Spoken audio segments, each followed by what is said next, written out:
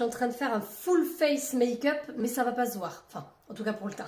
Trio poudre, fond de teint poudre, anti-cerne poudre, bronzer poudre. Je pense que là, tu vois juste la différence de folie. Si t'aimes le teint mat, tu valides. Si t'aimes pas, qu'est-ce que tu veux que je te dise? En fait, quand tu fais ton teint, on est en train de reproduire exactement le fonctionnement de ton film hydrolipidique. Ton film hydrolipidique, c'est ce qui te donne une peau normale ou une peau grasse ou une peau sèche. Donc quand tu fais ton teint, il faut que tu aies des produits adaptés à ton type de peau. C'est pour ça qu'il existe autant de fonds de teint. Voilà. Donc on choisit ce qu'il faut en base, mais la base éclat, elle est obligatoirement pour toi parce que tu as de l'eau dedans. Donc ça, c'est vraiment pour tous les types de peau. Et ensuite, en fonction de ta peau, si tu as une peau grasse, tu vas vouloir quelque chose qui matifie, qui assèche, qui absorbe le gras. Si tu as une peau sèche, tu veux du gras, parce qu'une peau sèche, c'est un manque de gras. Et on adapte comme ça. Et quand tu as le bon type de fond de teint, la bonne teinte, eh ben, c'est juste parfait. Voilà. Donc là, regarde, ça se voit pas. Si tu as une peau sèche, sans plaque de sécheresse, tu peux tenter ce fond de teint. Si tu as une peau grasse, sans pores dilatés, tu peux tenter ce fond de teint.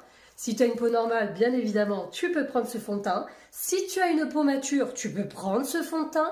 Ça peut être tout à fait adapté. Demande-moi si tu peux le prendre, mais si tu aimes le côté mat d'un teint et le côté rapido, j'ai pas le temps le matin, tu peux adorer ce fond de teint. Voilà. Regarde la beauté de cette poudre. Ça s'explique avec ce qu'il y a dedans. Hein. Ça fait une peau de poupée.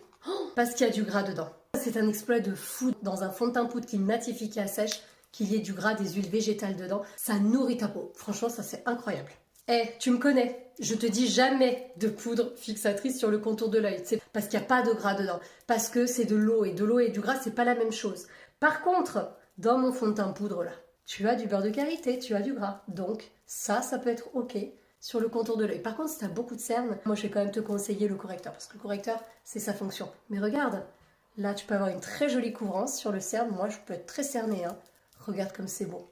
Donc toujours pareil, si tu aimes ce côté lissant, ce côté mat, regarde, trop beau. On ne change pas une équipe qui gagne. Fond de teint poudre, mais pour le bronzer, je tapote avec le pinceau sculptant. Si tu utilises le pinceau poudre pour utiliser ton fond de teint poudre, ça va être beaucoup plus léger. Tu vois, tu prends ton pinceau et tu balayes comme ça. Si tu utilises éponge, intégré dans le fond de teint, hein, c'est beaucoup plus couvrant. Mais c'est rapide à appliquer pour les deux. Hein.